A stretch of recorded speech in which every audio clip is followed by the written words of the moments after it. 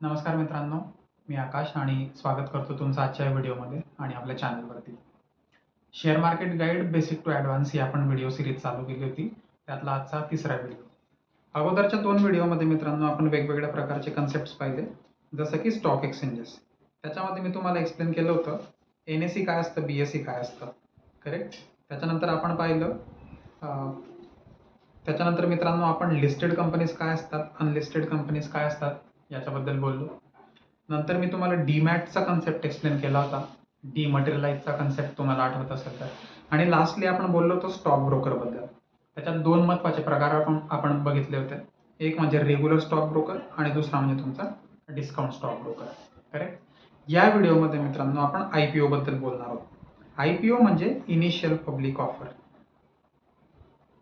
IPO म्हणजे initial public offer. IPO ही एक अशी प्रोसेस असते ज्याच्यामध्ये कंपनी आपल्या कंपनीचे शेअर्स फर्स्ट टाइम जनरल पब्लिकला विकत असतात. फर्स्ट टाइम जनरल पब्लिकला विकत असतात तर याच्या अगोदर हे शेअर्स कोणाकडे होते? तर हे शेअर्स मित्रांनो असू शकतात प्रमोटर्सकडे, अथवा प्रायव्हेट इक्विटीजकडे, अथवा एंजल इन्व्हेस्टर्सकडे, अथवा हाय नेटवर्थ इंडिव्हिज्युअल्सकडे. आता प्रमोटर्स म्हणजे कोण मग बघा. प्रमोटर्स म्हणजे असे लोक ज्यांनी कंपनीची स्थापना केलेली असते आणि जे कंपनीला एका सर्टन लेवलपर्यंत घेऊन आलेले असतात. याच्यानंतर येतात तुमचे एंजल इन्व्हेस्टर्स.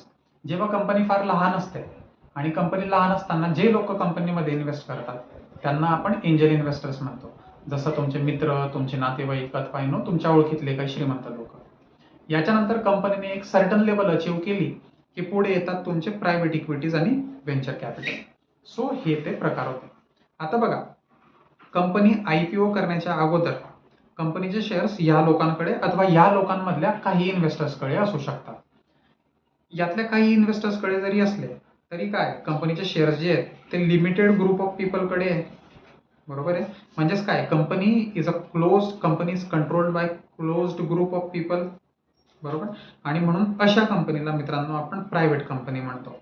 आणि एकदाचा का त्या कंपनीचा IPO झाला की त्या कंपनीला मित्रांनो आपण पब्लिक कंपनी असंही म्हणायला लागतो. आणि IPOची जी प्रोसेस असते त्याला आपण गोईंग पब्लिक असंही म्हणतो. म्हणजेच काय, एखादी कंपनी जर का IPO आणत असेल तर ती कंपनी पब्लिक जाते असंही म्हटलं जातं. आलं लक्षात? आता बघा, कंपनी IPO का जातात त्याचे आपण काही कारण पाहून घेऊया. सो यातलं फर्स्ट अँड फॉरमोस्ट रिझन आहे तुमचं टू रेज द कॅपिटल. आता बघा, कॅपिटल रेज खूप साऱ्या वेगवेगळ्या मार्गांनी होऊ शकतं. जसं तुम्ही तुमच्या मित्रांकडनं म्हणा, तुमच्या नातेवाईकांकडनं, अथवा तुमच्या ओळखीतल्या श्रीमंत लोकांकडनं, अथवा प्रायव्हेट इक्विटी आणि व्हेंचर कॅपिटलकडनं पण तुम्ही कॅपिटल रेज करू शकता. परंतु यांची इन्व्हेस्टमेंट करण्याची जी कपॅसिटी असते ती कशी असते, लिमिटेड असते. तुम्हाला खूप जास्त प्रमाणामध्ये पैसे हवे असतील, म्हणजे जर का तुम्हाला लार्ज फंड्स हवे असतील तर हे लार्ज फंड्स मित्रांनो आपण पब्लिककडनं रेज करू शकतो. आणि पब्लिककडनं रेज करायचा जो मार्ग असतो त्याला मित्रांनो आपण IPO असं म्हणतो. So large sums, large funds raise करण्यासाठी कंपनीज जनरली काय करतात, पब्लिक जातात अथवा IPO आणतात. ठीक आहे. त्याच्यानंतर दुसरा पॉइंट आहे exit option to existing investors. आता कसं असतं बघा, थोड्या वेळापूर्वी मी तुम्हाला एक्सप्लेन केलं की कंपनी जेव्हा छोट्या लेवलला असते तर त्याच्यामध्ये जे लोक इन्व्हेस्ट करतात त्यांना आपण एंजल इन्व्हेस्टर्स म्हणतो. आणि एंजल इन्व्हेस्टर्स नंतरची पुढची स्टेप येते ती प्रायव्हेट इक्विटी अथवा व्हेंचर कॅपिटल्सची. शॉर्टमध्ये आपण त्याला PE अथवा VC असं म्हणतो. ठीक आहे. आता हे लोक जेव्हा कंपनीमध्ये इन्व्हेस्ट करतात तर ते फ्रीमध्ये तर काही इन्व्हेस्ट करणार नाही. ते लोक एक्सपेक्ट करतील की त्यांनी जी केलेली इन्व्हेस्टमेंट आहे त्या कंपनीमध्ये त्या इन्व्हेस्टमेंटवरती त्यांना चांगले रिटर्न्स मिळाले पाहिजे. शॉर्टमध्ये सांगायचं झालं तर समजा त्यांनी त्या कंपनीचे शेअर्स 10 रुपयात घेतले असतील तर 5 वर्षानंतर ते शेअर्स 20, 25, 30 अथवा 50 रुपये काहीतरी झाले पाहिजे. तशी किंमत त्याची वाढली की ते काय करतात, पुढच्या लोकांना ते शेअर्स विकतात आणि त्यांनी केलेल्या इन्व्हेस्टमेंटवरती रिटर्न्स मिळवतात आणि बाहेर निघतात. या बाहेर निघण्याच्या प्रोसेसला मित्रांनो आपण एक्झिट असं म्हणतो. मग काय असतं, जेव्हा कंपनी लहान असताना या लोकांनी इन्व्हेस्टमेंट केलेली असते, कंपनीला ते प्रॉफिटेबल करतात, कंपनीला ते मोठं करतात आणि मग त्यामुळे कंपनीच्या शेअर्सची किंमत वाढते. आणि हे वाढलेल्या किमतीचे जे शेअर्स असतात ते फायनली पब्लिकला विकतात. आणि त्यांनी केलेल्या इन्व्हेस्टमेंटवरती रिटर्न्स मिळवतात. तर यालाच मित्रांनो आपण काय म्हणतो, एक्झिट. सो जे तुमचे एक्झिस्टिंग इन्व्हेस्टर्स आहेत त्यांना एक्झिट ऑप्शन देण्यासाठी पण कंपनी काय करत असतात, IPO आणत असतात. याच्यानंतर पुढचा पॉईंट आहे to repay the bank loans. आता बघा, कंपनी खूप साऱ्या वेगवेगळ्या पर्पजेससाठी त्यांच्या कंपनीमध्ये बँक लोन उचलत असतात. तर बँकेकडनं जेव्हा ते लोन उचलतात तर त्यांना काय, त्या लोनच्या बदल्यात इंटरेस्ट त्यांना पे करावा लागतो बँकेला. म्हणजेच काय, companies has to incur interest cost, बरोबर, व्याज द्यावं लागतं की नाही त्यांना. जस company has to incur interest cost. ती इंटरेस्ट कॉस्ट 5%, 10%, 12% पर ॲनम अशी असू शकते. परंतु हाच पैसा मित्रांनो त्यांनी जर का IPO अथवा इक्विटीच्या स्वरूपामध्ये रेस केला, हाच पैसा जर का त्यांनी IPO अथवा इक्विटीच्या स्वरूपामध्ये रेस केला तर त्यांना त्यावरती कुठल्याही प्रकारचं व्याज द्यावं लागत नाही. म्हणजेच काय होते, कंपनीची ही जी इंटरेस्ट कॉस्ट आहे ती वाचते, बरोबर आहे. म्हणून बऱ्याचदा कंपनी काय करतात, बँकेचं लोन रिपेमेंट करण्यासाठी पण IPO अथवा पब्लिक जातात. क्लिअर आहे. त्यानंतर येतो स्ट्रॅटेजिक एक्सपान्शन. स्ट्रॅटेजिक एक्सपान्शन म्हणजे कसं बघा, समजा एखाद्या कंपनीचा प्लांट गुजरात अथवा महाराष्ट्रात आहे आणि त्यांच्या कंपनीची प्रॉडक्ट्सची डिमांड ही साऊथमध्ये पण खूप जास्त आहे आणि म्हणून त्यांनी ठरवलं की साऊथमध्ये पण आपण एक वेगळा प्लांट लावूया. तर अशा प्रकारचं जे एक्सपान्शन असतं त्याला आपण स्ट्रॅटेजिक एक्सपान्शन म्हणतो.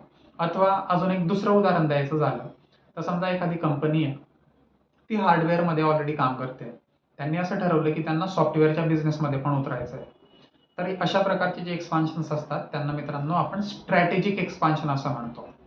मग अशा प्रकारचे स्ट्रॅटेजिक एक्सपान्शन करण्यासाठी कंपनीचं एक्सपेंडिचर खूप जास्त असतं, कारण त्यांना नवीन लँड घ्यायची आहे, नवीन प्लांट लावायचा आहे, नवीन लोक हायर करायचे आहेत. याच्यासाठी खूप साऱ्या पैशांची गरज असते आणि ही पैशांची गरज IPOच्या स्वरूपातून पूर्ण केली जाऊ शकते. म्हणून स्ट्रॅटेजिक एक्सपान्शन करण्यासाठी पण कंपनी काय करतात, पब्लिक जातात अथवा IPO आणतात. करेक्ट. आणि lastly to increase the credibility. बघा, जेव्हा तुमची कंपनी प्रायव्हेट असते तर त्याच्यावरती जे नियंत्रण असतं ते एका लिमिटेड ग्रुप ऑफ पीपलचं असतं. परंतु कंपनी पब्लिक झाल्यानंतर पब्लिकचा तुमच्या कंपनीमध्ये इंटरेस्ट आहे आणि तुमच्या कंपनीमध्ये काही अडचणी आल्या तर हा पब्लिकचा लॉस असतो. म्हणून गव्हर्नमेंट ऑथॉरिटीज पब्लिक लिमिटेड कंपनीजवरती अथवा लिस्टेड कंपनीवरती रूल्स आणि रेग्युलेशन्स खूप जास्त प्रमाणामध्ये अप्लाय करत असतात आणि म्हणून पब्लिक कंपनीमध्ये फ्रॉड होण्याचा चान्स हा प्रायव्हेट कंपनीपेक्षा फार कमी असतो आणि म्हणून पब्लिक कंपनीची क्रेडिबिलिटी ही प्रायव्हेट कंपनीपेक्षा खूप जास्त असते. म्हणून खूप सारे प्रमोटर्स काय करतात, आपल्या कंपनीची क्रेडिबिलिटी वाढवण्यासाठी पण कंपनीचा IPO आणतात अथवा पब्लिक जातात. क्लिअर आहे. ओके. आता एवढ्या सगळ्या गोष्टी लक्षात आल्यानंतर समजा एक कुठली तरी कंपनी आहे, त्यांनी असं ठरवलं की आपण आपल्या कंपनीचा IPO लॉन्च करू अथवा आपण पब्लिक जाऊया. तर पब्लिक जाणं ही जी प्रोसेस असते मित्रांनो ही एवढी सोपी नसते. याच्यामध्ये बऱ्याचशा कॉम्प्लेक्सिटीज असतात आणि त्या कॉम्प्लेक्सिटीज ओव्हरकम करण्यासाठी पहिली स्टेज असते ती म्हणजे appointing an investment banker or lead arranger. याचा अर्थ असा, एखाद्या कंपनीला जर का त्यांच्या कंपनीचा IPO आणायचा असेल तर सगळ्यात अगोदर त्यांना एक इन्व्हेस्टमेंट बँकर अपॉइंट करावा लागतो. या इन्व्हेस्टमेंट बँकरलाच मित्रांनो आपण लीड अरेंजर असंही म्हणतो. आणि या लीड अरेंजरचे अथवा इन्व्हेस्टमेंट बँकर्सचे जर का काही तुम्हाला एक्झाम्पल्स द्यायचे असतील तर ते आहेत तुमचे JP मॉर्गन, मॉर्गन स्टॅनली, त्याच्यानंतर axis capital, JM financials etcetera. ठीक आहे. या लोकांचा या IPOच्या प्रोसेसवरती एक्सपर्टीज बिल्ड झालेला असतो. यांचं नेचर ऑफ बिझनेस ते असतं की कंपनींना IPO मध्ये मदत करणं अथवा मर्जर अँड अक्विजिशन अथवा इतर इन्व्हेस्टमेंट बँकिंग रिलेटेड वर्क्स, बरोबर आहे. मग इन्व्हेस्टमेंट बँक अपॉइंट झाल्यानंतर पुढची स्टेप असते मित्रांनो preparing and filing DRHP. DRHP म्हणजेच काय, तर draft red herring prospectus. So DRHP basically एक डॉक्युमेंट असतं तुमचं आणि त्याच्यामध्ये कंपनीची सगळी इन्फॉर्मेशन दिलेली असते. सगळी इन्फॉर्मेशन म्हणजे कंपनीचा नेचर ऑफ बिझनेस काय आहे, कंपनीची ओनरशिप कशी आहे, कंपनीचे प्रमोटर्स काय आहेत, त्यांच्याबद्दलची सगळी माहिती, कंपनीची सगळी फायनान्शियल पोझिशन काय आहे, balance sheet, P&L, cash flow statements, कंपनीच्या बिझनेसमध्ये काय रिस्क आहे, अशा सगळ्या प्रकारची इन्फॉर्मेशन ही DRHP मध्ये दिलेली असते. सो मित्रांनो, हे DRHP बनवणं आणि DRHP सेबीला फाईल करणं हे काम करत असतं तुमचा इन्व्हेस्टमेंट बँकर. ठीक आहे. याच्यानंतर पुढची स्टेप येते मित्रांनो ती म्हणजे प्राइसिंग. आता बघा, एखाद्या कंपनीने किंवा एखादी कंपनी जेव्हा ठरवते की त्यांना पब्लिक जायचं आहे किंवा IPO आणायचा आहे तर ते काय करणार आहेत, त्यांच्या कंपनीचे शेअर्स हे जनरल पब्लिकला विकणार आहेत.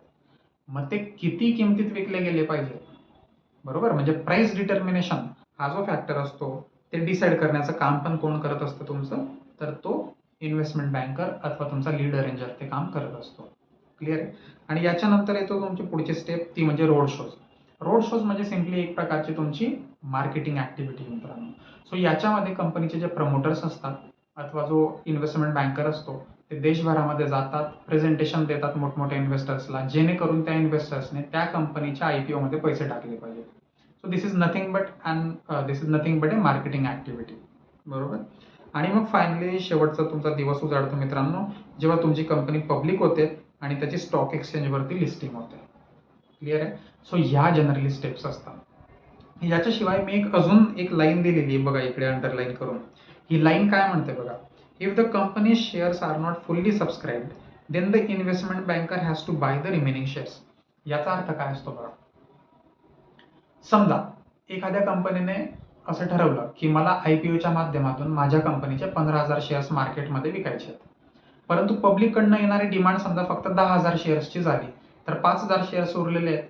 सो हे उरलेले 5,000 शेअर्स जे असतात मित्रांनो, हे तुमचं इन्व्हेस्टमेंट बँकरला विकत घ्यावे लागतात आणि ते विकत घेतल्यानंतर तो हळूहळू त्या उरलेल्या 5,000 शेअर्ससाठी बाहेर शोधत असतो. क्लिअर आहे. सो IPO साठी लागणारी जी सगळी प्रोसेस आहे, हे जे सगळे पॉईंट्स मी तुम्हाला सांगितले, हे फॉलो करण्याशिवाय जर का कंपनीचे शेअर्स सगळे नाही विकले गेले तर उरलेले शेअर विकत घ्यायचं काम पण तुमचा हा इन्व्हेस्टमेंट बँकर करत असतो. क्लिअर आहे. सो हे झालं इन्व्हेस्टमेंट बँकर बद्दल. याच्याशिवाय मित्रांनो IPO मध्ये अजून बरेचसे कन्सेप्ट येतात, जसं कॅटेगरायझेशन ऑफ इन्व्हेस्टर्स काय असतं, त्या इन्व्हेस्टर्सच्या कॅटेगरायझेशनसाठी अलॉटमेंट प्रोसेस कशी असते, अलॉटमेंट प्रोसेसमध्ये प्रत्येक कॅटेगरीसाठी रिझर्वेशन क्रायटेरिया कसा आहे, असे खूप सारे फॅक्टर्स आहेत. परंतु ते सगळे जर का मी आजच्या व्हिडिओमध्ये एक्सप्लेन करायचे म्हटले तर व्हिडिओ फार लेंथी होऊन जाईल, म्हणून मी ते आजच्या व्हिडिओमध्ये एक्सप्लेन करणार नाही. ते पुढच्या कुठल्या तरी व्हिडिओमध्ये आपण पाहूयात. परंतु पुढच्या व्हिडिओकडे जाण्याच्या अगोदर मित्रांनो, मी तुम्हाला इंडियन IPO मार्केटबद्दल काही इंटरेस्टिंग फॅक्ट सांगू इच्छितो. त्यातली पहिली फॅक्ट अशी आहे की आजपर्यंतच्या IPO हिस्ट्रीमध्ये इंडियामध्ये सगळ्यात जास्त पैसे कोणी रेस केले असतील मित्रांनो, तर ते आहेत LICने. LIC म्हणजे तुमची life insurance corporation of India. LICचा IPO जेव्हा मे 2022 मध्ये आला होता, तर त्यांनी मित्रांनो टोटल 20,557 करोड रुपये रेस केले होते आपल्या IPO थ्रू. किती? 20,557. आणि याच्यानंतर 2 नंबर येतो, तो म्हणजे पेटीएमचा.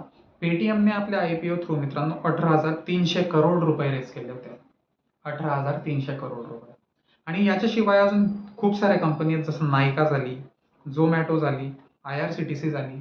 यांचे जे शेअर्स होते मित्रांनो, हे खूप जास्त प्रमाणात सबस्क्राईब झाले होते. यालाच ना आपण ओव्हर सबस्क्राईब असंही म्हणतो. याला आपण काय म्हणतो? Over subscribe. आता ओव्हर सबस्क्राईबचा कन्सेप्ट काय बघा, समजा एखादी कंपनी आहे आणि त्या कंपनीला एकूण 15,000 शेअर्स IPOच्या स्वरूपात विकायचे आहेत, परंतु मार्केटकडून समजा 30,000 शेअर्सची डिमांड आली. म्हणजेच काय होतं, सप्लायपेक्षा डिमांड दुप्पट आहे, तर आपण असं म्हणतो की हा शेअर दुपटीने ओव्हर सबस्क्राईब झाला आहे. जर का सप्लायपेक्षा डिमांड 4 पट अधिक असेल तर त्याला आपण 4 टाइम्स ओव्हर सबस्क्रिप्शन असं म्हणतो. राईट. सो तुम्ही जर का इथं पाहिलं, नायकाचा शेअर्स हा 82 टाइम्स सबस्क्राईब झाला होता. सिंपल भाषेत सांगायचं झालं तर नायकाच्या एका शेअरसाठी 82 लोक मागणारे होते, अथवा नायकाच्या एका शेअरसाठी 82 शेअर्सची मागणी होती मित्रांनो. करेक्ट. सो हे झालं नायकाबद्दल. त्याच्यानंतर झोमॅटोचा शेअर हा 38 टाइम्स सबस्क्राईब झाला होता. आणि IRCTCचा जो शेअर होता मित्रांनो, तो 112 टाइम्स सबस्क्राईब झालेला होता. सो इंडियन IPO मार्केट जे आहे ते एकदम हॉटस्पॉट आहे मित्रांनो आजकाल जगाच्या पाठीवरती. आणि खूप सारे IPOज इंडियन मार्केटमध्ये येत आहेत आणि खूप सारे लोक खूप चांगला पैसा कमवत आहेत. खूप सारे IPOज वर सबस्क्राईब होत आहेत. सो हे होतं मित्रांनो आजच्या व्हिडिओबद्दल. जर तुम्हाला व्हिडिओ आवडला असेल तर प्लीज चॅनलला सबस्क्राईब करा आणि व्हिडिओला लाईक आणि शेअर करायला विसरू नका.